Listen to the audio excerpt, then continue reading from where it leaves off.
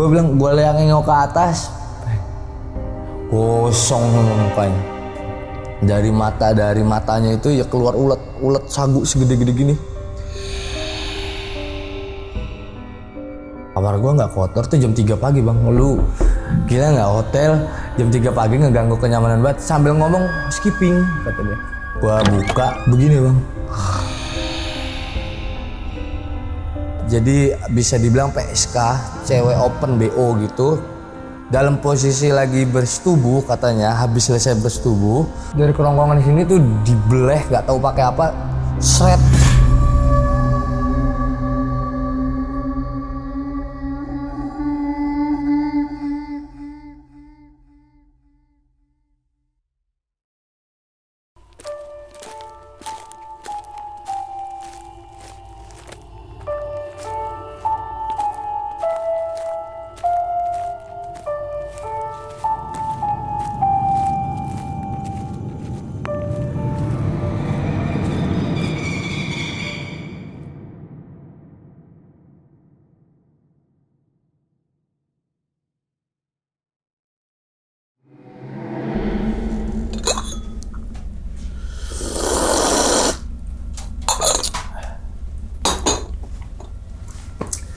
Assalamualaikum warahmatullahi wabarakatuh. Kembali lagi bersama gue Sumar Adi Wijaya atau biasa dipanggil Umang dalam segmen Ngopi Horor. Ya teman-teman semua, pada video kali ini nih atau pada kesempatan kali ini lagi gue tidak akan membawakan sebuah cerita dan namun menghadirkan narasumber yang tentunya mempunyai pengalaman mistis ataupun pengalaman yang horornya nih. Nah, di samping gue ini udah ada Bang Arif.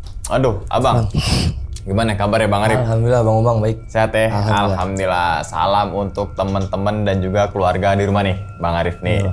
Nah, sebelum Bang Arif menceritakan pengalamannya nih ke teman-teman semua, kami ngucapin terima kasih banyak nih Bang Arif. Saya juga makasih. Udah meluangkan waktunya gitu kan, jauh-jauh dari Depok Timur ya. Yang semoga aja nih teman-teman semua di balik pengalamannya Bang Arif ini, teman-teman semua nih bisa diambil pelajarannya dan juga bisa diambil sisi baiknya gitu ya Bang ya? Iya Bang. Oke, ngomongin masalah pengalaman nih Bang. Katanya Bang Arif punya pengalaman saat nginep di salah satu hotel di daerah Kediri. Betul. Dan ternyata hotel itu dulunya bekas ada pembunuhan. Betul. Oke, nginep di situ berapa hari itu Bang? 20 hari kurang lebih. 20 hari, dalam rangka apa ke situ, sorry? Kerja Bang. Oh, Gua ada kerja. kerjaan yang mengharuskan gua dari Depok dari Depok ke sana. Dan itu 20 hari? 20 hari. 20 hari itu terus-terusan ada teror lah gitu 15 ya? harinya kena teror full. Oke, ini penasaran sih hotelnya situasi kayak gimana, apakah hotel itu bagus dan apakah itu hotelnya memang rame dan sebagainya gitu. Nanti Bang Arif ini menceritakan pengalamannya ke teman-teman semua dari awal sampai akhir. Oke, mungkin tahan dulu kali nih Bang Arif ya cerita ya. Oke, dan tanpa berlama-lama lagi kita langsung masuk aja ke dalam ceritanya. Ngopi horor segera dimulai. Diminum dulu Bang, kopinya Bang. Silakan.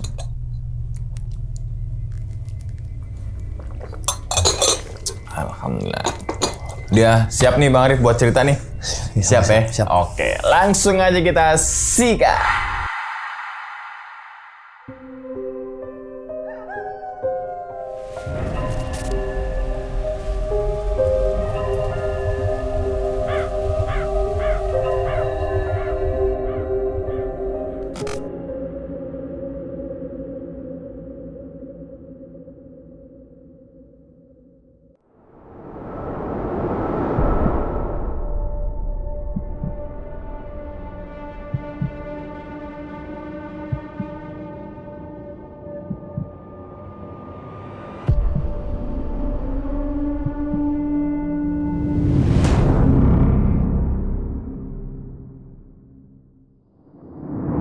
Itu di tahun 2023 Bang Umang, gua kerja di salah satu toko sepatu, distributor sepatu yang kerjanya ngedrop dari sini, dari kota sini ke kota sini. Dan berhubung gua dapat kerjaan ngedrop barang itu di Hotel Kediri.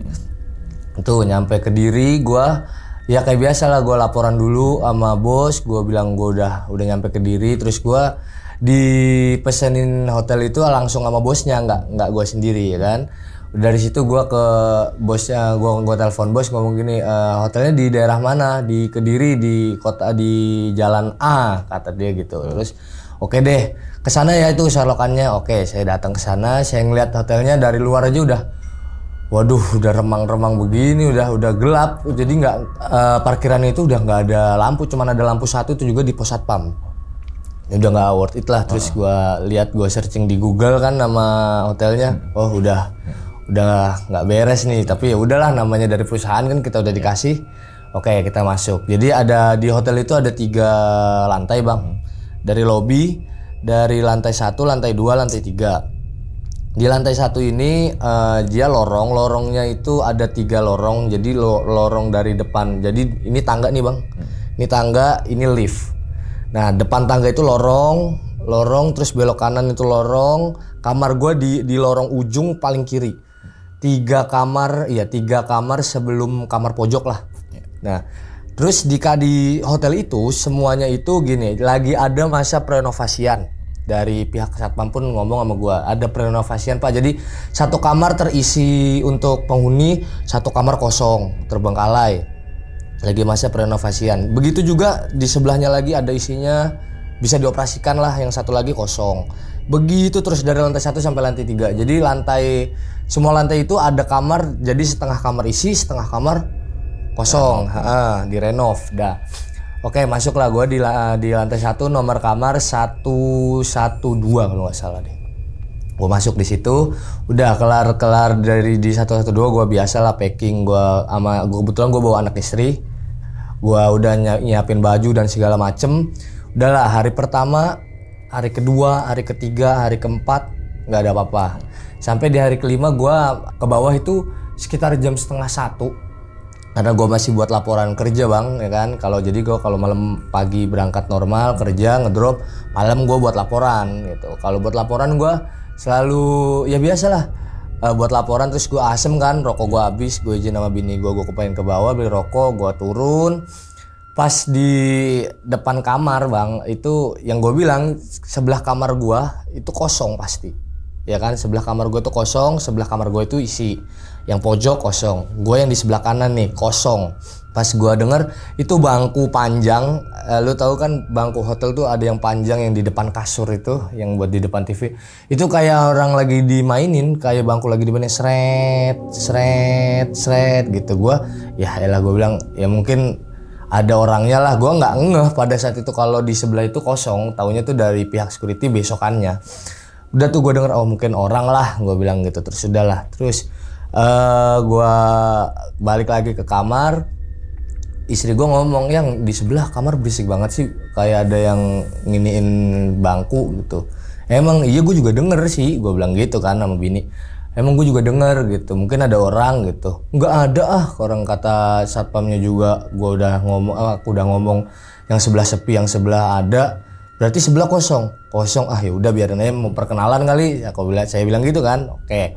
Udah, itu makin malam itu makin berisik bang, sret terus ya akhirnya gue mencoba beranikan diri untuk gue buka lah. Berisik banget nih, anak gue juga udah rewel banget. Pokoknya di kamar itu tuh, selama gue di kamar itu tuh 10 hari, ya di lantai 1 itu 10 harian dah pokoknya.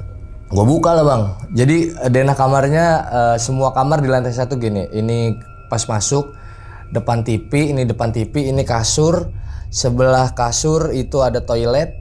Kaca lemari kaca itu di depan toilet, jadi gue bisa ngelihat kamar mandi langsung dari kaca. Di sebelah kasur ada meja telepon, yang telepon untuk ke resepsionis. Sebelah lagi ada lampu panjang gitu. Ya gue buka lah kan, gue penasaran, gue buka. Tadinya sih sempat gue ketok, terus nggak ada jawaban. Terus kan di ventilasi pintu ini kan pasti ada ventilasi dikit ya, yang bisa kalau gue injek itu udara AC-nya tuh kan ada di kaki, ngerasa kok nggak ada, berarti nggak ada orang nih. Pas gue buka, maaf ya, saya buka itu gelap terus gue samar-samar gue dengar ada suara rintihan orang perempuan nangis. Gue bilang nih apa ini kan suara. Gue masuk. Pas gue masuk, jadi yang gue bilang di meja telepon itu ada sekatan dikit, itu ada perempuan pakai baju putih. Itu madep belakang dulu bang, tapi pas gua panggil mbak gitu kan, Mbak ya gue masih positif thinking ini orang gitu, apalagi galau sama pacara berantem kan. Mbak pas dia nengok mukanya rata, mukanya yang sebelah sini rata, yang sini nih sorry sedikit mangap di sininya, ngeluarin ulet-ulet kecil di bagian mulutnya. Pas mangap gitu ngeluarin ulet-ulet putih kayak belatung gitu, warna putih kecil-kecil. Spontan gue kaget gue tutup pintu, gue balik lagi ke kamar. Terus gue bilang sama bini gue, kamu kenapa yang ada kunti, gue bilang gitu sama bini. Kamu jangan nakut-nakutin kata dia gitu, ini Rafiq lagi nangis. Jadi anak gue kan, ini Rafiq nangis. Terus gue bilang, ya udah yuk ke bawah, gue mau ke bawah, gue bilang gitu. Lu mau ikut gak? Gue ke bawah gue. Nah konsen tuh gue kan ngerjain laporan.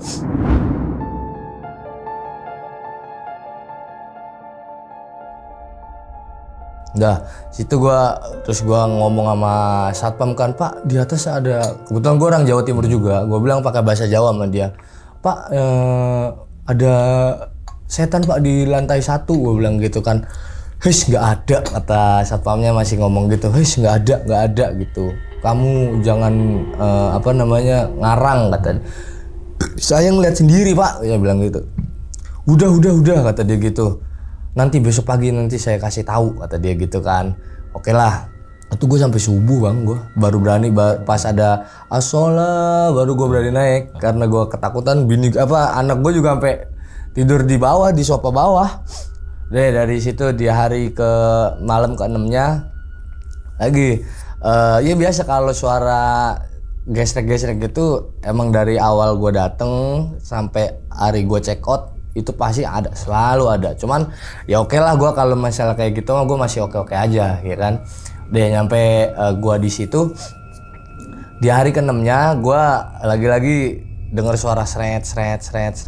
Cuman ya udahlah, pas gue masih ngerjain laporan, tapi masuk ke kamar mandi bang, di kamar mandi gue itu ada wastafel. Jadi kamar mandinya nih wastafel di sini, pas banget di depan pintu, maksudnya di balik pintunya, depan pintunya sini, terus shower di sini, kloset di sebelah sini. Gua ngeliat kan itu wastafel itu nggak nyala, cuman bunyi air wastafel itu turun. Cuman pas gue lihat di kaca yang tadi gue bilang ada kaca di depan kamar mandi, itu nggak nyala. Cuman suaranya jelas banget, cuman udahlah gue diemin.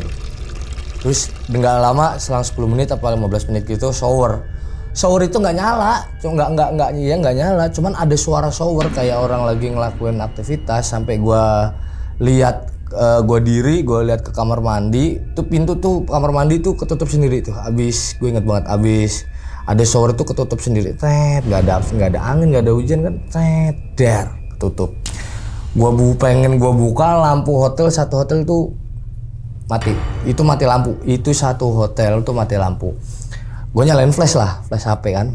Ada suara nih abis nggak di dalam, cuman di luar kamar itu ada, di lorong itu ada suara kayak jalan tepok. Ya gue pikir orang lah.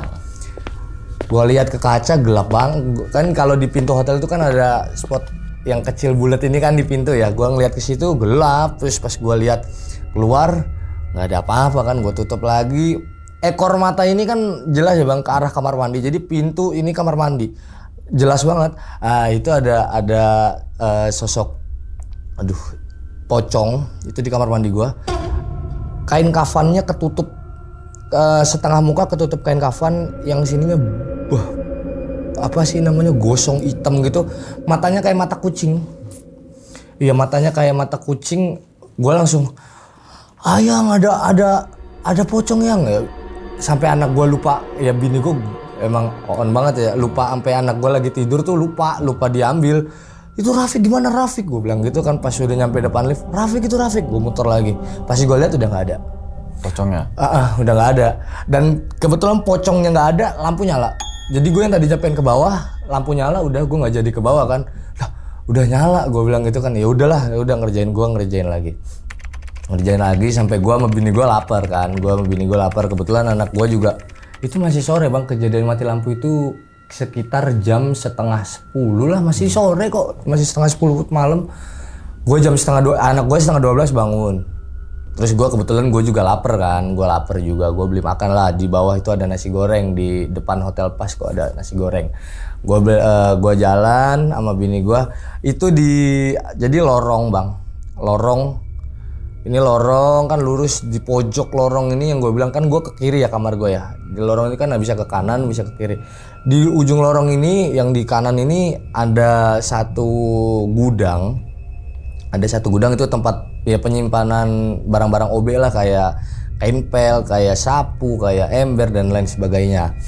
Itu gue samar-samar gue ngelihat kayak tadinya tuh gue pikir apa karung, apa plastik putih sampah, apa gimana, gue tegesin lagi. Cuman emang karena kalau yang di pojok ini raga remang-remang sedikit gitu, nggak apa sih namanya, lampunya nggak, penerangannya lah nggak bagus. Gue lihat lah itu kok semakin pas gue lihat ini semakin jelas gitu bentuknya, yang gue bilang kuntilanak itu. Ini apa ini? Bini gue sampai ayang itu perempuan, yang itu perempuan kata dia gitu kan. Itu perempuan itu mangap kata bini gue. Bini gue langsung pingsan sih enggak, cuma langsung lemes, langsung nggak bisa bangun, langsung jatuh gini sambil gendong anak gue. Muka anak gue ditutupin gini sama bini gue biar nggak ngelihat sosoknya kan.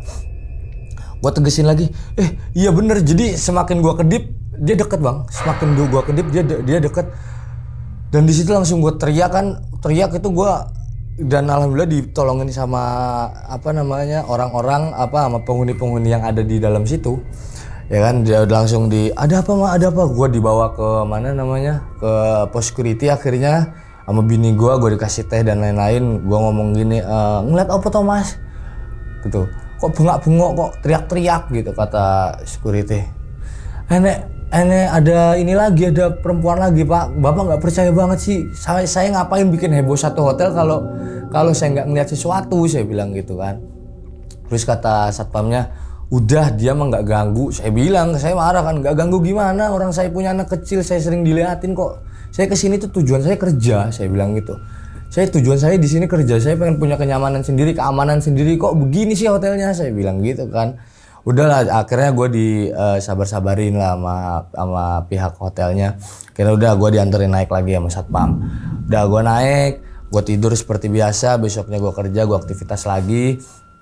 Layak ke orang kerja normal. Terus gue udah malamnya, itu malam ke-7. Iya, malam ke-7. Malam ke-7 itu ya seperti biasa bang, gue hari-hari gue kalau dengerin suara bangku ada orang jalan itu gue udah biasa. Biasa lah, di malam ke-8, ke-9, ke-10 itu ya gangguannya normal, kayak suara cekikikan itu udah normal lah. Sampai di malam ke-10-nya gue kedapatan satu lantai gue tuh, di lantai 1 itu mendadak mati lampu semua, nggak tahu kenapa itu bener-bener mati lampu lagi. Dan pas gue pengen turun, udahlah gue bilang, gue sambil baca-baca astagfirullah, subhanallah dan lain-lain, gue ngajak bini gue, daripada nanti kejadian yang enggak lagi, pas baru mati lampu, anak gue lagi tidur, gue suruh bini gue, ayo yang udah bawa, gue bilang gitu kan, udah yang bawa ke bawah, itu ada, lu percaya nggak percaya, ada suara tapakan kuda. Jadi arah, gue pengen ke tangga nih, ada suara tapakan kuda, tak tok. Gue pikir emang namanya di Jawa ya, di Kediri gue masih tahu lah kalau di situ banyak yang miara kuda atau kuda yang masih berjalan layaknya kayak Yogyakarta lah gitu. Gue masih tahu. Cuman kok suaranya kok di dalam hotel, kan nggak mungkin ada kuda masuk ke hotel kan. Gue pikir terus ada suara nyengenges kuda, cuman kayak gimana ya, kayak ngelengking banget. Gue udah feeling ini udah bukan ini nih, udah bukan manusia nih kan, gue bilang kan. Sampai akhirnya gue mau ke tangga, itu di atas bang, di lantai 2 itu ada suara gemriuh anak kecil itu, ada yang ketawa.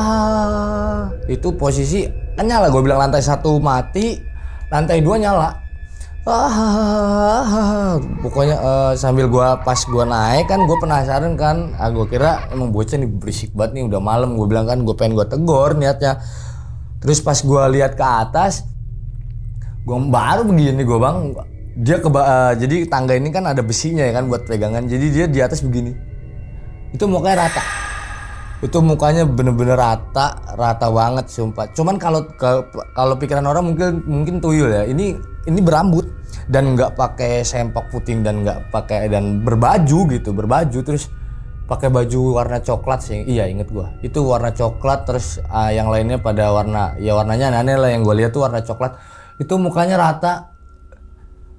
Sambil nunjuk gua tadi gitu kan. Wah, bukan orang nih yang gua bilang gitu kan. Cabut. Gua cabut ke bawah. Kata resepsionisnya, "Ada apa, Kak? Kok teriak-teriak gitu?" Gua udah nggak mikirin apa-apa kan, gua pengen tenang, gua ke warkop lah gua. Udah gua ngopi di warkop, gua bawa laptop tuh gua ke warkop kan, gua nggak tenang. Udah sampai warkop, itu anak gua tuh yang gua kasihanin tuh, anak guanya itu ya sampai harus ikut susah gitu karena teror itu gitu kan. Gua taruh di sofa anak gua sama bini gua ke warkop kan, ngerjain tugas gua sendiri. Terus gua suruh bini gua udah ada yang naik, yang gua bilang gitu. Itu masih jam berapa? Jam 3 gua naik tuh. Ya kejadiannya mah jam setengah satuan dah. Pas banget gua naik. Itu jadi lift ini kan lagi error, jadi mau nggak mau gue harus naik tangga untuk turun naik gitu.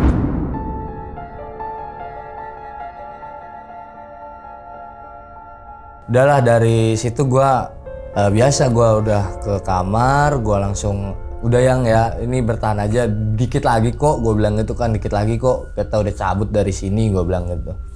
Aku bener-bener nggak tenang, aku kasihan Rafiq yang kata dia gitu, udah nggak apa-apa gue bilang gitu. Bener aja baru masuk udah ada yang suara tuh ngelengking, suara rintihan tapi bener-bener ngelengking banget suaranya. Terus sampai gua udah yang biarin, gua udah ngeliat di belakang gua ada, cuman gua udah jalan sampai akhirnya gua di kamar, baru gua baru pengen tidur. Suara kamar gua diketok tok. Itu suaranya housekeeping kata dia gitu. Padahal gue nggak, ya kamar housekeeping itu kan untuk ngebersihin kamar dan lain-lain ya. Gue bilang kamar gue nggak kotor tuh jam 3 pagi bang. Lu gila nggak, hotel jam 3 pagi ngeganggu kenyamanan banget. Sambil ngomong housekeeping kata dia. Terus bini gue tuh yang housekeeping. Gue lihat bang, gue buka itu ada nenek. Ya suaranya tadi yang ngetok kan cowok, tuh nenek begini bang. Gitu mukanya gue nggak tega banget, retak bang ini retak sambil gitu, terus sambil ngomong lungo kata dia, maksudnya pergi kata dia, pergi. Cuy, gue tutup pintu, siapa yang kata istri, ini gila, ini hotel gila gue bilang gitu, ini isinya sarang setan semua ini gue bilang kan gitu kan. Gue udah nggak kuat dah gue bilang gitu. Gue udah nggak kuat gue bilang gitu. Terus udah nyampe situ besoknya udah gue ngomong lagi sama pihak security, sabar ya mas kata dia gitu kan, sabar, tunggu baik, maksudnya doa aja kata dia gitu kan. Sering manakib, kalau kata manakib itu kata orang sana itu tawasul, maksudnya sholawat, baca Quran gitu. Inggih pak, aku bilang gitu kan, inggih pak. Sampai di malam ini puncaknya di lantai 1 ya bang. Gua di malam ke 15, tepatnya 14 apa 15 gitu, gue lupa. Itu ada momen bini gua kesurupan karena pas gua tinggal ke bawah, gua ke bawah pengen beli pampers anak gua nih, ya kan? Gua pengen beli pampers anak gua ke bawah. Sampai gua di bawah, bini gua nge-WA. Yang baru gue nyampe bawah bang, yang kenapa gitu, ada suara nangis yang, terus abis nangis ketawa, dari mana, dari arah mana, dari arah horden yang gitu, di balik horden. Jadi ada jendela di kasur, di sininya ada horden bang, gitu, ada horden. Terus gue bilang gini, ya udah yang baca sholawat aja, baca apa istighfar apa baca ayat kursi gitu. Udah kata dia, nggak pergi kata dia gitu kan. Ya udah bentar nih, orang deket kok, orang gue tinggal nyebrang doang sih, hotel sama warung Madura itu cuman seberang-seberangan gitu. Terus gue oke, tunggu, gue bilang gitu kan, aku buru-buru nih naik. Bini gue dalam keadaan langsung ketawa sendiri, terus senyum sendiri. Gue bilang, terus dia mencereng gue, ya gue udah tahu matanya itu karena merah banget, padahal nggak pakai softline, matanya merah banget. Terus menunjuk gue, lungo, kata dia gitu kan. Wah, udah bukan orang nih. Gue sosokan mau bacain dia kan biar dia keluar. Katanya gue yang kalah sendiri, gue kedorong gue bang, sampai gue ganti TV hotel karena gue didorong TV jatuh, sampai gue sampai keluar. Bentar, padahal lagi kesurupan. Gue masih sempat bilang bentar, gue takut bini gue nggak bisa ngontrol apa udah masuk ke alamnya dia. Gue ke bawah, pak, istri kulo pak, istri saya pak kesurupan. Jadi di peniti bang, masih ada tuh bekas gores-goresan di bini gua. Jadi peniti itu dia kayak ngelukain dirinya sendiri. Peniti diginiin sama bini gua, seret. Kayak orang lagi nyilet, seret. Itu gua jelas ngeliat dan bekasnya pun masih ada sampai sekarang. Gua nangis lah. Pas gue balik sama satpam sama Pak Kiai, akhirnya satpam pihak hotel manggil Pak Kiai di sekitar sana, naik Pak Kiai, terus sambil besar-besar gue nangis bang. Gue bilang itu Pak Kiai, gue bilang gitu kan, istri saya gitu. Dipegang ininya, wes kata siapa namanya Kiainya, wes gue ngopo neng kene, kamu ngapain di sini gitu. Terus dia nunjuk gua sama anak gua, ya kan, nggak tahu gua di situ mikir gua salah apa gitu. Dan gua mikirnya kalau kata Pak Kiainya, ini anak gua wangi karena posisi anak gua itu masih 1 tahun 4 bulan dah. Gua nggak tahu lah wanginya kenapa, sampai gua bilang iki jeniki arep jipo anakmu karo balas dendam ro kowe, kata dia gitu. Gua nggak tahu ya dendam kenapa, karena perasaan gue masuk ya juga assalamualaikum atau apa gitu. Oke, dari situ gue ya udah bersikap tenang. Besok paginya nih udah bini gue udah dikeluarin, ininya udah diobatin. Besoknya gue check out, gue pindah kamar dari lantai 1 ke lantai 3. Gue bilang gini sama pihak resepsionis, Mbak, sepurane Mbak, maaf, aku mau pindah kamar di sini di lantai 1 ini udah bener-bener saya nggak expect banget nih punya dapat hotel begini gitu.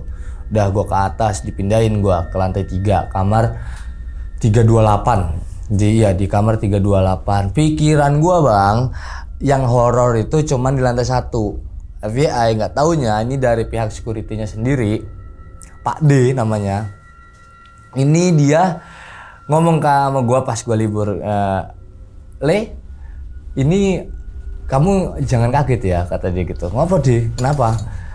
Di setiap lantai di hotel ini tuh punya urban legend masing-masing. Nanti di belakang cerita gue bilang, oh apa iya deh? Iya gitu. Terus sudah, oke, gue di lantai 3, terus di 328 biasalah gue packing lagi kan, gue packing barang lagi, nyiapin barang lagi. Terus sudah, gue makan ke bawah sore, abis maghrib gue sholat dan lain-lain. Sampai di jam 11 pas setengah 12 gitu. Ya masih sore lah. Gue pengen ngambil paket gue ke bawah, terus gue ngeliat ada orang, itu lift udah bener ya. Gue lagi nunggu lift sama bang di lantai 3 itu sama semua model kamarnya, cuman yang dibedain itu lorongnya sih. Jadi di sebelah lift ini dia ada lorong juga, lorong untuk kitchen. Jadi misalnya dapat breakfast, masaknya di situ, dia nggak di bawah di situ. Di ruang breakfast itu ada yang keluar, kakak-kakak lah, cantik sumpah, cantik banget. Terus pakai dress warna hijau itu dia pakai topi kayak topi pantai. Gue inget banget pakai topi pantai. Itu dia ngarah ke arah gua ngobrol sama dia gitu. Gua ngobrol sama dia, Kak gitu, dari mana? Gue bilang gitu kan. Terus ya mukanya putih kayak orang bule lah gitu, sedikit bule. Terus dia diem kan, dia ngomong gini, dari belakang Mas gitu. Oke lah, udah singkat sampai situ. Gue nunggu lift naik nih, tet ke gue. Gue nunduk dong. Gue nunduk, itu ada ulet sagu gede-gede bang. Itu ada ulet sagu segede-gede gini nih. Gue ngeliat, nah ini ulet sagu dari mana nih? Gue bilang gitu. Itu banyak nggak 1, 2, 3. Itu ada kali 16 biji mah. Feeling gue udah nggak beres ini nih. Karena di lantai 3 itu juga dari semua lorongnya itu minim banget cahaya. Jadi mungkin pakai yang 5 watt apa yang mana. Gue bilang, gue yang nengok ke atas, gosong mukanya. Dari matanya itu ya keluar ulet sagu segede-gede gini. Gue bilang, langsung gue, astagfirullahalazim, saya bilang gitu kan. Merem ya, nggak langsung lari ke kamar, jadi gue merem. Semakin gue merem semakin jelas itu mukanya. Sampai akhirnya gue sempat nge-freeze, badan gue bisa digerakin kan, alhamdulillah. Gue mundur, langsung gue ke kamar, jebret gue buka pintu, gue ketok-ketok, gue tutup pintu. Kenapa yang? Gue didatengin sama kakak-kakak, awalnya cantik banget yang, gue bilang gitu kan. Gue nyapa, gue main sapa-sapaan sama dia. Cuman pas gue lift udah ke atas, gue ngeliat ada ulet sagu, gue ngeliat ke atas, komoknya gosong. Gue sama bini gue emang kalau ngomong ya gejeblak gitu bang ya. Komoknya gosong, gue bilang gitu. Lu yang bener lu, kata bini gue. Lu yang bener lu. Ya Allah, yang demi Allah, sampai gue bilang demi Allah yang ngapain gue bohong, gue bilang. Terus kata istri gue, ini gila di lantai 1 udah, di sini juga ada, kata bini gue kan. Terus kata gue, wah ini gimana, gue mau ke bawah, gue bilang gitu kan. Ini tukang paket nunggu ini. Kira gue diteleponin sama tukang paket, titip di resepsionis, duitnya saya transfer, saya bilang gitu kan.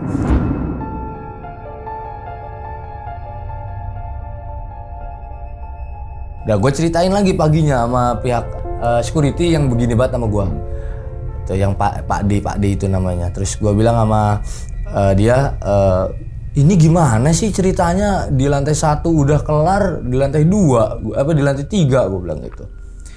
Mas kan udah aku bilang, ini ada ininya, udah nikmatin aja, kata dia gitu kan, baca doa aja gitu. Itu di malam ke-15 bang. Di malam ke-15 itu yang kejadian itu 16 di malam ke-16 itu gue udah kelar nih kerjaan gue, laporan gue udah kelar, gue pengen ya have fun lah sama bini gue kan. Berhubung gue dari rumah bawa PS3 gitu, gue pengen main PS3 sama bini gue. Terus gue pengen main PS3. Di luar itu ada suara ketokan, tok, cuman nggak ada suara. Gue trauma akibat di lantai 1 itu. Siapa kalau orang ngomong, sampai gue udah kesel banget, nggak ngomong, tok. Gue lihat lagi kan di ventilasi yang bulat itu, oh nggak ada orang, ya udah berarti udah bukan orang. Kaca gue di dor, kaca jendela tuh dor, buka seret. Demi Allah bang, kuntilanak seret, sambil nyengingis. Palanya itu, mata dan palanya itu madep ke gua sambil nunjuk anak gua. Gitu. Terus gua bilang, astagfirullahalazim, tutup jebret. Ini nggak ada hari tanpa setan apa ya Allah. Gua sampai gua udah bener-bener gimana ya, gua di situ kan niat kerja gitu kan. Gua di situ lagi ada kerjaan, gua ngapain di ini sih diganggu gitu kan, gua bilang gitu. Terus gua udah bilang, sampai gue ya Allah, dalam hati itu gue berdoa, ya Allah jangan ngeganggu gitulah gitu kan. Gue bilang sampai gue begitu, sampai gue berdoa. Terus anak gue ya rewel bang, kalau setiap ada kejadian itu anak gue rewel. Sampai gue akhirnya subuh itu jam 5 gue libur bang, tepatnya hari Sabtu tuh gue libur. Gue minta libur sih, gue nggak libur, cuman gue minta libur karena gue udah stres banget. Abis subuh itu gue pengen ke pasar, bini gue pengen gue pengen sarapan sama bini gue deh, yang gue minjem motor satpam kan. Akhirnya Pak minjem motor mau ke pasar gitu, wis gunen mas, pakai mas gitu. Oke, gue jalan, gue lewat tukang sayur ya kan. Sampai tukang sayur gue di sebelah tukang sayurnya ada kue pukis gitu. Gue pengen beli kue pukis, kang sayur ngomong gini, mas anakmu digondeli ki lho, Mas anakmu di gondelin diikutin gitu kan. Tenanan Pak, yang bener Pak. Terus kata, ya Allah Mas, aku wong kene asli, kowe manggon nang ndi? Maksudnya ini saya orang asli sini, kamu itu lagi tinggal di mana gitu. Kayak dari bahasanya bukan orang Kediri ya gitu. Saya asli Surabaya Pak, saya bilang gitu kan. Saya asli Surabaya, cuman saya tinggal di Depok, saya bilang gitu, di Jawa Barat gitu. Nah saya ini manggon di sekarang tinggal di mana, di hotel di sana gitu, di hotel B gitu. Ya Allah Mas ngopo ning kono, kata dia gitu. Kuwi demet kabeh isine, maksudnya itu setan semua isinya gitu.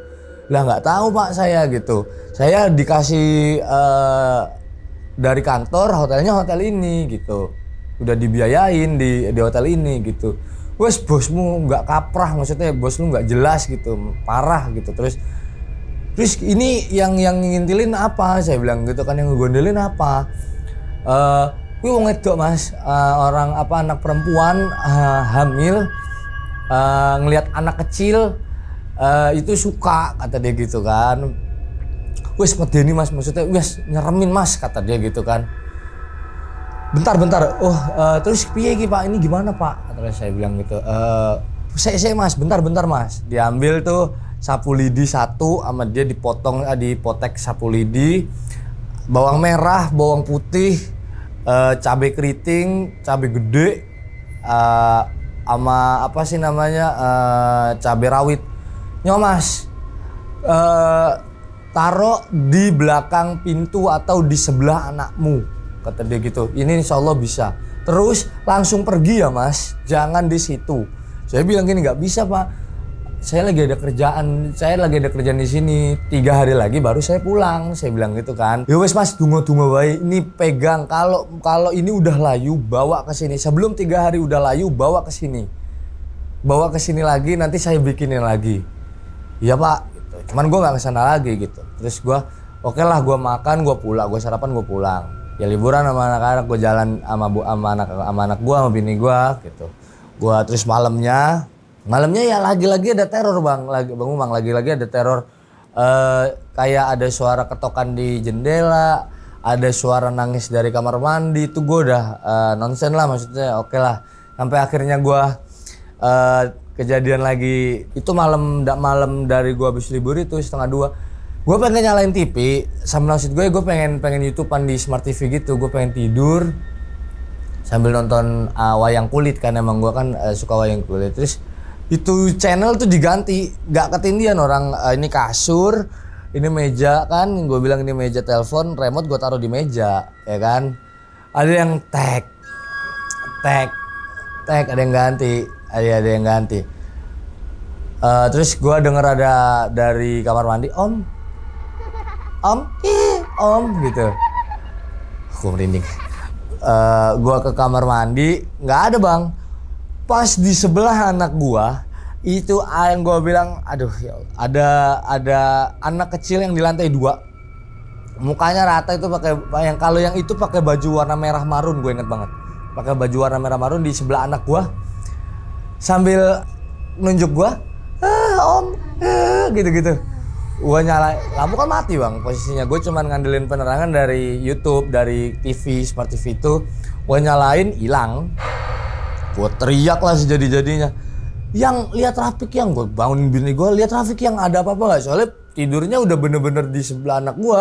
Yang gue pikir gue takut kan sama anak gue kenapa-napa. Terus gue bilang, kenapa? Ini gila ini, gue bilang gitu kan. Itu di malam ke 17 Bang, ya ke 17. Wah kata gue udah ngeliat, udah teriak bini gue bangunin. Terus gue bilang, kenapa sih yang Rafiq tadi di sebelahnya ada yang gue lihat di lantai 2, gue bilang gitu. Di lantai 2 yang bener, yang iya demi Allah. Gue lagi pada nggak percaya. Bini gue pun yang udah sering tahu kejadian itu masih nggak percaya. Kalau mau nyakitin, nggak tahu mau nyakitin apa mau jadi teman anak gue nggak tahu ya Bang. Di situ terus gue bilang ke bawah. Gue pengen lihat secara detail anak gue nih kenapa. Dan ada lebam di pinggir sininya nih, ada lebam. Terus udahlah, gue bilang kayaknya udah nggak beres nih, gue bilang gitu kan. Udah nggak beres nih, gue mau check out, gue bilang gitu kan. Terus gue bilang sama bos dong besoknya, Pak saya ini kan saya tinggal 2 hari lagi ya kan. Saya kerjain di rumah, saya kerjain hari ini deh semuanya biar selesai. Terus laporannya juga saya kasih paling lama besok. Di jalan saya nggak apa-apa deh ngituin kerjaan, saya bilang itu.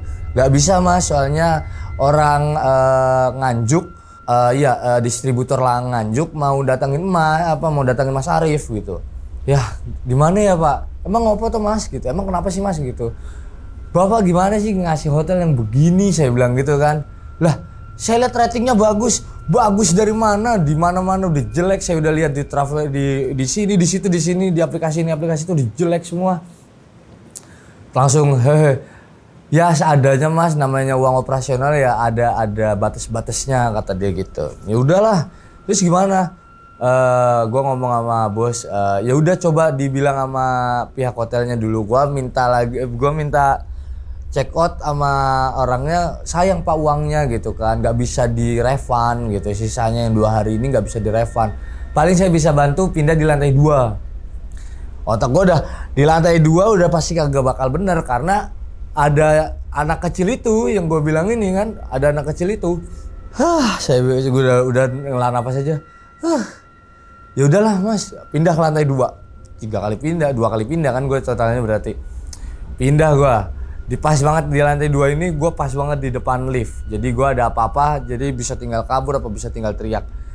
Di lantai 2 sama, cuman yang dibedainnya di depan ini lift, ini ada kamar 2. Jadi yang gue bilang tadi ada gue langsung bisa ke lift kalau gue ada apa-apa gitu kan.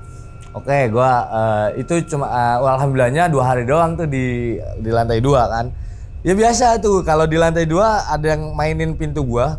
Yang anehnya bang, harusnya kalau orang ngetok kan semua orang denger ya. Yang ada di sisi itu tuh denger. Kamar gua diketok-ketok pakai 2 tangan gini. Feeling gua ya ini pasti bocah kecil yang muka rata ini, gua bilang kan. Udahlah jangan dihirauin gua bilang gitu kan, udah biarin aja. Sampai gua mau keluar itu masih jam 12:30 apa? Iya masih 12:30. Itu jam 12:30 gue pengen keluar, pengen beli toprak di dekat alun-alun Kediri itu ada ini tukang ketoprak. Gue pengen ke sana, di depan lift ada yang megang tangan gue gini. Madep gue. Ya ketawa.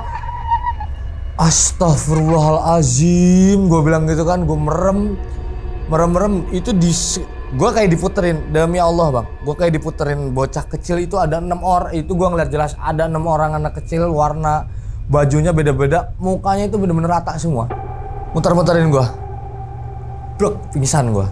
Karena segitu di pendengaran gue nggak bisa dengar apa-apa kecuali suara ketawanya bocah-bocah kecil ini, blok, pingsan gue ditemuin sama OB itu subuh jam 5. Gue ditaruh di pihak pos security lagi. Bini gue udah ada di sebelah gue. Kamu kenapa sih yang ngomong katanya mau beli ketoprak, kok lama banget aku tungguin. Aku dapat telepon dari resepsionis kamu di bawah, katanya pingsan di depan lift, kata dia gitu kan. Gue ngeliat bocah-bocah kecil 6 biji yang mukanya rata, pak, mukanya rata. Pak D cuman ngomong, wih ya kata dia, itu ya kata dia gitu. Wes gak popo, gak apa-apa. Gak apa-apa. Pak D kalau ngomong gak apa-apa mulu. Saya bilang gitu kan. Cuman nyatanya gue bilang gitu kan, saya diganggu mulu. Gue bilang gini sama siapa namanya Pak D, di hari udah besok kan kamu pulang kata dia gitu. Udah kuat-kuatin ya, itu di malam 19 bang. Ya deh gitu. Nih aku kalau di Jawa itu umbu rampe itu ada bunga. Gue dikasih bunga itu, gue disuruh ditaruh di bawah kolong tempat tidur gue, cuman nggak berpengaruh bang.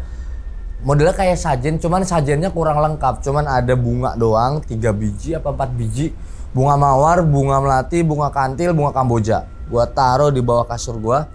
Katanya nyoh ben ora diganggu kata ini. Oh ya nggak deh, suwun makasih saya bilang gitu. Terus udah. Ya tapi masih ada walaupun nggak masuk. Biasa walaupun nggak ekstrim, cuman masih ada lah kayak suara dari luar kamar itu, Om keluar dong main gitu. Itu jelas banget bang, demi Allah suaranya jelas banget di kuping gue. Anak bini gue, siapa sih yang itu? Ya itu yang gue bilang sama bini gue, itu yang gue bilang. Udahlah, gue bilang udahlah tidur yuk tidur.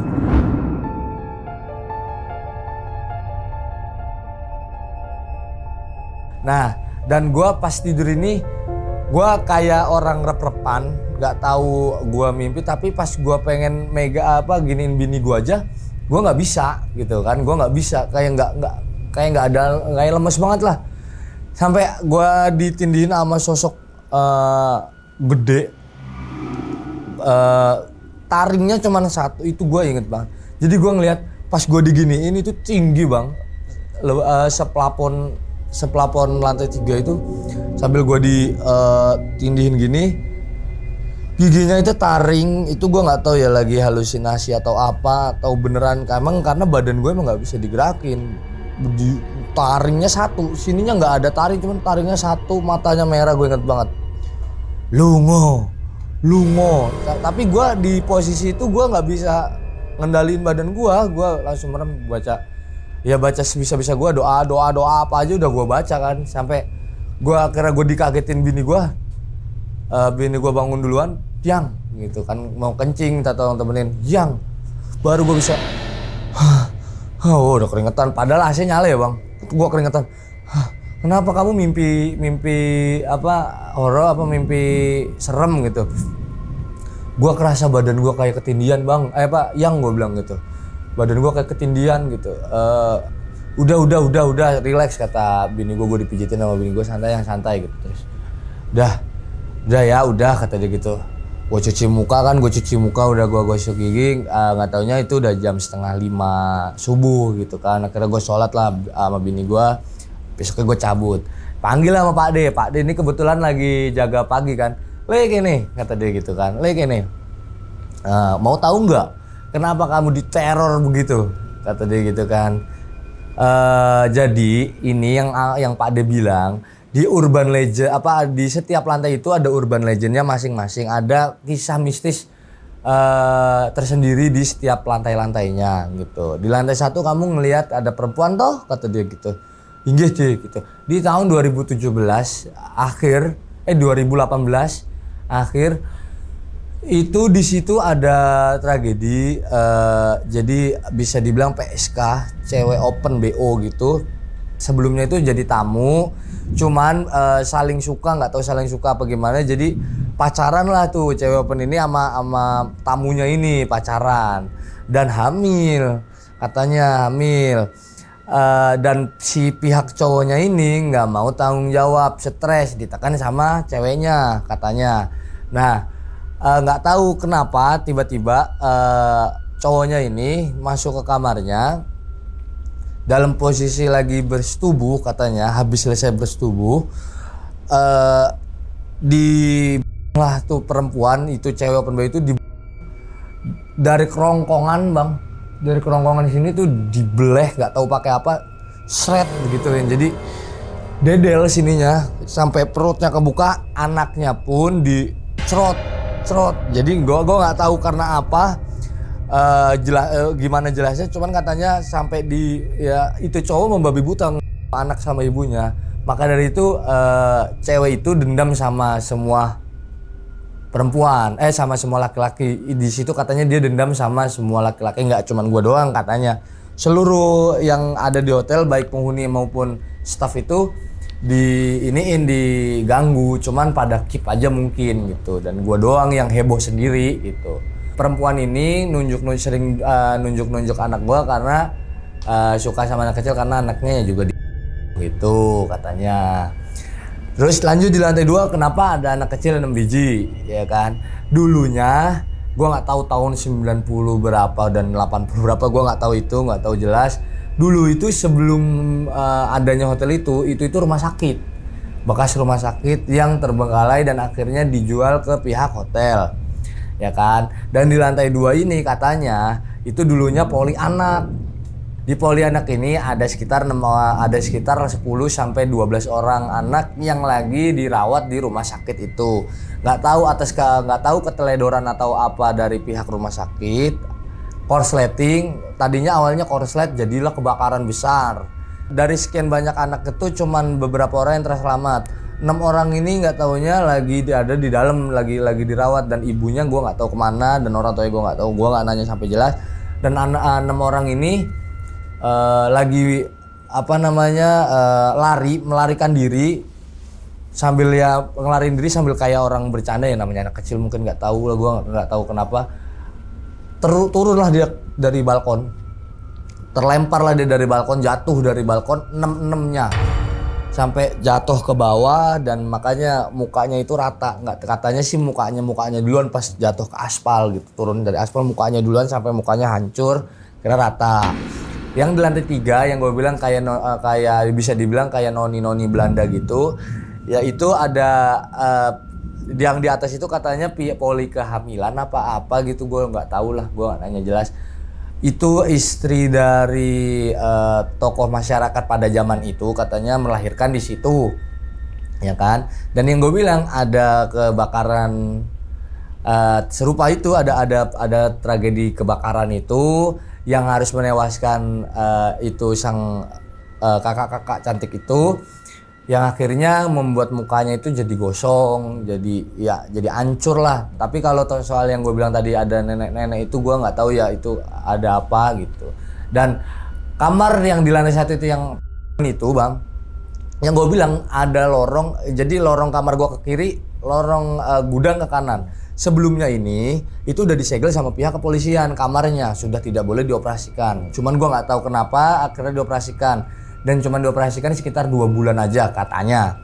Sampai akhirnya mungkin orang yang nyewa di situ atau menginap di kamar itu ada tragedi juga, gue nggak tahu ya bang. Terus akhirnya dijadiinlah itu kamar, dibongkar, direnov, jadilah tempat gudang untuk naruh barang-barang kayak OB gitu sih gitu. Oke, akhirnya dari setelah situ balik ke Depok langsung. Wah, gue balik ke Depok. Oke, diminum dulu silakan Bang Arif kopinya.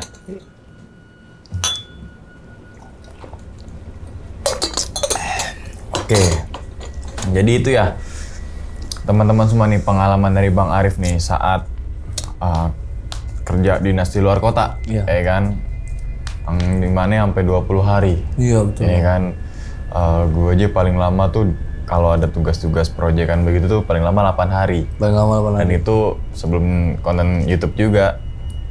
Untuk sewa hotel tuh budget tuh dipres. Iya. Ya kan? Bener. Yang penting bisa tidur kan tidur, gitu ya, kan. Bener. Gak mungkin dapat bintang 5, gak mungkin ya bintang kan. 3 ya kagak bakal. Gak mungkin ya kan. Ya bintang 2 atau mungkin hotel Melati gitu kan. Pasti dipressing banget di situ kan. Itu kalau lihat itu harganya sehari cuma 130.000. Nah, iya. Geblek sih. Itu kan. Oke. Di-pressure banget lah pokoknya, yang penting tidur dah udah iya, gitu bener. Kan ya. Oke. Nah, biasanya kan mungkin teman-teman semua nih kalau staycation lah bahasanya, atau mungkin berlibur di penginapan. Iya. Kan ada beberapa aplikasi kan ya, ada hijau, ada biru, ada ini, ada apalah. Terus biasanya lihat dulu tuh di ulasan tuh. Iya. Biasanya misalkan hotel bintang 4 ataupun cottage ataupun glamping, lihat dulu tuh di Google. Bener. Ya kan. Ulasannya bintang 1 atau bintang 5 atau bintang berapa nih, ya kan? Misalkan banyak yang komentar pelayanan buruk, mendingan jangan. Jangan, bener. Ya terlepas itu ada ada setan dan sebagainya, tapi kan logika kita nggak nyaman. Nggak nyaman, gitu bener. Kan. Kita kan di situ apalagi untuk berlibur yang nyaman, betul, ya kan aman, betul. Apalagi bawa keluarga kan, betul. Gitu ya. Jadi lihat dulu dah. Bener. Di Google kan di banyak Google lah. Ulasannya banyak, bahkan di aplikasi juga ada gitu kan ya. Nah, balik lagi ke kisahnya Bang Arif nih. Berarti hotel itu kan ada biasanya kalau hotel sebatas hotel kan cuma dia letter U, kadang letter L, terus keluar kamar langsung balkon. Nah ini berarti kayak bener hotel gitu ya? Bener hotel gitu. Oh.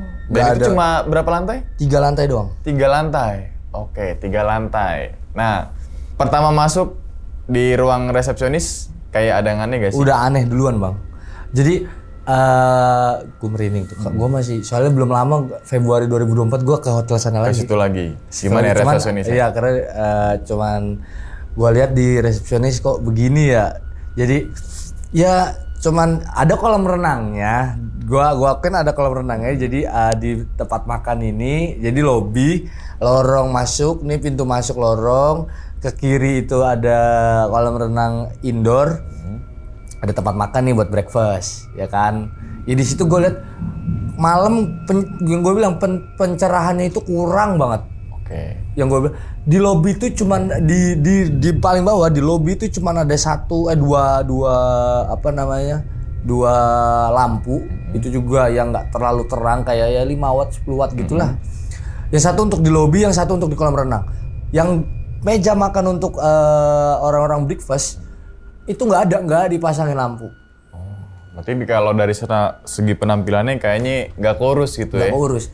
Oke, berarti kalau dari ini kayak termasuk kayak bangunannya modern apa kayak udah lama? Udah lama bang. Bangunan udah lama ya? Udah lama.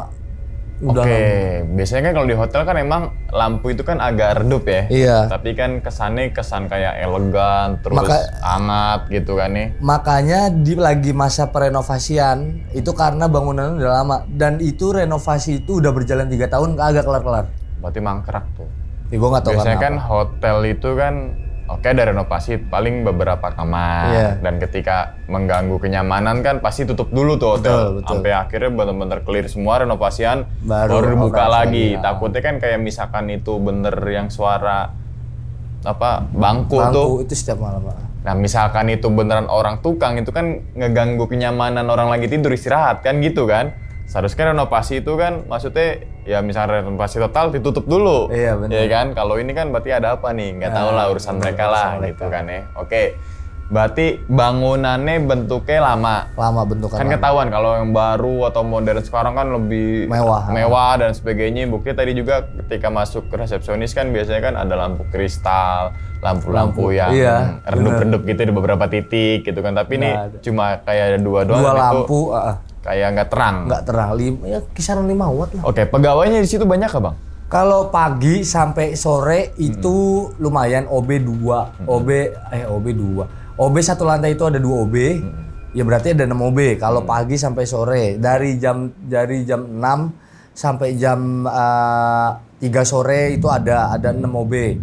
Ya kan, ntar dari jam 4 sampai malam itu cuman gue lihat, dari jam 4 sore sampai pagi lagi itu cuman ada 2. OB-nya cuman 2, resepsionisnya 1, satpamnya 2. Sesepi itu sih. Oke, berarti ada lah pegawainya ada lah. Ya, tapi gak ada yang berani masuk ke dalam. Setiap di atas jam 11 udah gak ada yang berani. Biasanya security itu kan ngecek. Ini enggak, cuman mantau dari CCTV. Itu udah sampai kalau malam tuh gue kalau ceritain itu merinding dulu bang. Jadi kalau malam itu ada dikasih ngaji. Jadi style murotal ya, dimurotalin. Saking takutnya itu orang-orang. Oke, dan ternyata kan udah kejawab tuh dulunya bekas apa gitu kan enak. Tapi ketika masuk ke hotel itu kan biasanya di lobi itu kan ada bukan di lobi, parkiran misalkan ada mobil dan sebagainya.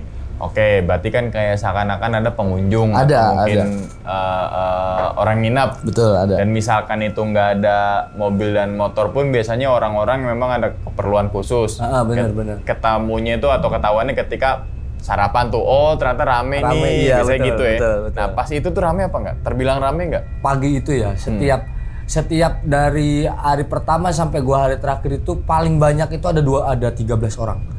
Cuman paling sepi itu di malam ke-17 itu cuman di hari ke-17 gua itu cuman ada 3 orang apa 4 orang. Dan parkiran biasanya kalau itu ada mobil atau apa gitu ya. Ini nggak ada. Cuman ada motor berapa Mungkin biji. motor gitu, pegawainya kali ya? Mungkin. Iya kan? Iya mungkin. Oke, sampai akhirnya kan dikasih tusukan itu tuh. Bawang merah, bawang putih, cabai rawit, cabai ini. Kasih tahu tuh jadi tahu gejrot. Betul. Udah kayak tahu gejrot. Kasih asam Jawa, gula Jawa, ya kan. Makan. Kalau gue tahu gejrotnya mana nih? Ya kan? Gula merah kurang nih, Pade. Ya kan? Jangan tuh Pade tahu gejrot tuh. Iya benar. Oke, nah kata Pade ini kan menurut Pade ya. Iya. Fungsinya yang ada bawang merah, bawang putih dan cabai-cabai itu buat nangkal. apa gitu? Buat nangkal. Taruh di bawah kasur ataupun di samping anak ya? Di belakang pintu sama di sebelah anak. Terserah. Kalau di belakang pintu itu buat jangan sampai dia masuk. Kalau ditaruh di sebelah anak gua nggak apa-apa dia masuk, cuman nggak bisa nyentuh anak gua. Oke, berarti tuh setannya dia pakai kacamata las, Bang. Pedes gimana? Karena bawang merah, bawang putih, cabe. Kalau tuh setan nggak pakai kacamata las, bisa. Bener. Ya kan nggak bisa masuk Nggak tuh. bisa masuk dia. Kenapa setan bisa masuk? Kenapa? Karena ya tadi pakai kacamata las, jadi nggak pedes. Iya nggak pedes bener. Oh, udah kejawab ya. Bener. Itu kan menurut kepercayaan masing-masing lah. Maksudnya Bener. ada juga ketika di sebuah desa yang masih mempercayakan benda-benda apalah, misalnya kayak padi gitu. dan sebagainya taruh di belakang pintu, Belakang pintu, gitu kan. bener. Itu fungsi apa ya? Kita hormatin lah, Kita gitu. hormatin. Kita hargai lah kearifan lokal itu. Oke, terus kemudian yang keduanya dikasih apa lagi tadi, Bang? Bunga-bungaan ya? Umbu rampe itu Oke, 4 oh ya bunga. umbu rampe. Tahu. Tahu. Iya, tapi ya itu bisa dibilang, tapi yang gue bilang mah sajen yang kurang lengkap karena cuman ada 4 bunga. Bunga mawar, melati, kantil, kamboja. Satu lagi kurang. Apaan tuh? Enggak, ini jok sama bapak ya, jangan deh. Oke, aduh, 4 bunga, ya kan? Bunga kantil, kamboja, dan sebagainya. Nggak mempan juga tuh? Masih ada gangguan juga? Nggak mempan. Oke, kira-kira ya memang penghuni di situ kali ya? Ya mungkin, ya yang gue bilang Tadi, itu, menurut Pak Ade tuh ya?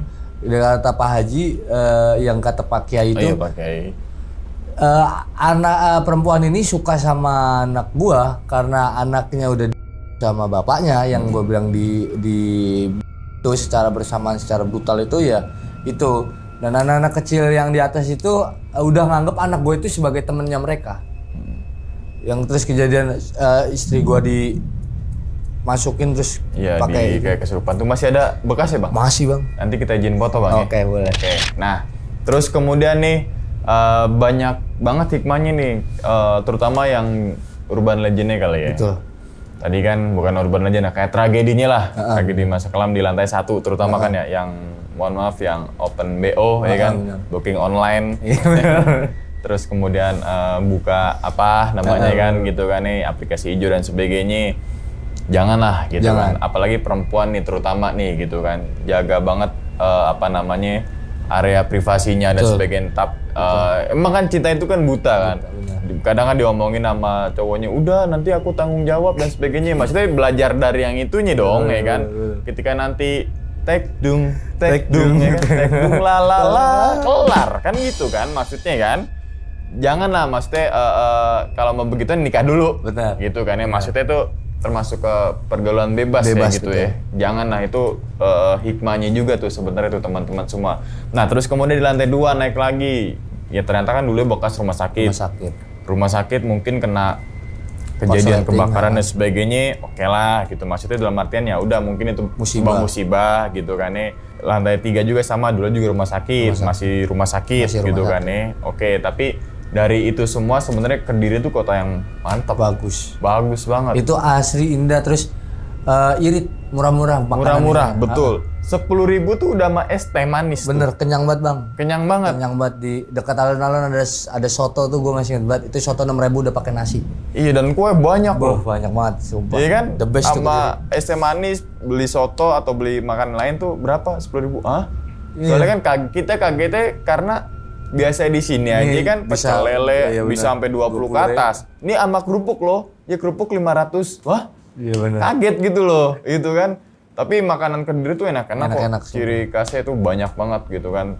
Suasana kotanya. Wah, indah banget, asli. Indah banget, asli di Jawa Timur kan, yang udah ke arah Jawa Timur gitu. Untuk mungkin teman-teman Kediri nih, silakan komentar makanan khas atau mungkin makanan favorit kalian apa nih. Nah, ya kan. Oke. Terus kemudian di bulan Februari kesana lagi. Bentukan hotelnya kayak gimana sekarang? Masih sama dan belum direnovasi, cuman depannya doang yang direnovasi sama ininya doang. Apa namanya, lobby, meja resepsionisnya cuma dikasih lampu yang lampu ngegantung di atas gitu. Enggak, lampu. Oh, lampu gantung. Lampu gantung gitu. Udah. Dan kamarnya gue lihat masih sama kayak gitu. Sama. Oke, berarti bisa dibilang ya mangkrak juga tuh, masih renovasian kan maksudnya kan. Maksudnya yang tadi satu kamar ada isinya, satu kamar nggak ada. Satu kamar ada isinya, satu kamar nggak. Maksudnya lagi direnov gitu kan ya. Oke. Nah, terus kemudian apa namanya, setelah renovasi kesana lagi dalam rangka apa tuh? Itu gue ya biasa, gue pengen gue dari mana namanya Nganjuk, gue ke rumah, kebetulan bini gue orang Nganjuk, nyokapnya. Gue lagi main ke rumah ke rumah orang tua bini gue iseng kan Nganjuk ke Kediri kan deket, ya kan, gue pengen ke alun-alun Kediri karena bini gue ada di situ, ada es podeng kesukaan bini gue, jadi gue naik motor ke Kediri lah. Gue ke sana kan, gue mau check in sehari orang 135.000 doang, gue bilang gitu kan. Gue pengen lihat, pas gue lihat kok nggak ada perubahan, terus kata bini gue dicubit, yang jangan di sini kasihan, aku lagi hamil kan, bini gue sekarang lagi bunting lagi kan, aku lagi hamil kasihan.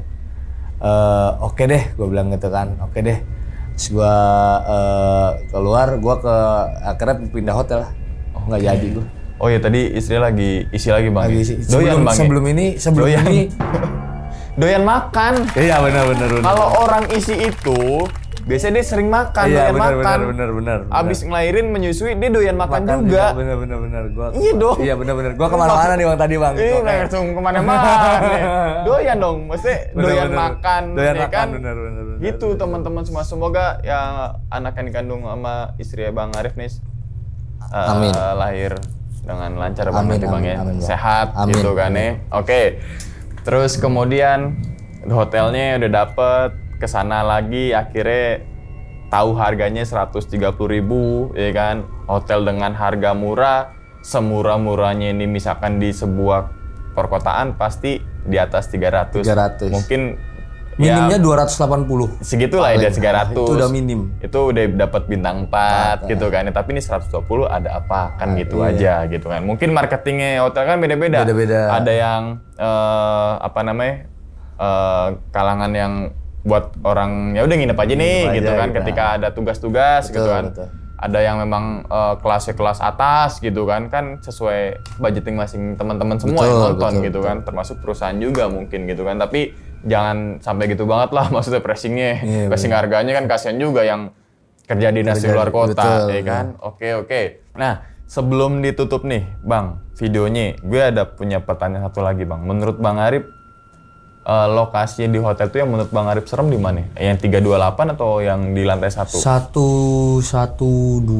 Yang di lantai 1 itu udah benar-benar paling serem sih menurut gua. 112. Karena ya sampai ngelukain bini gua.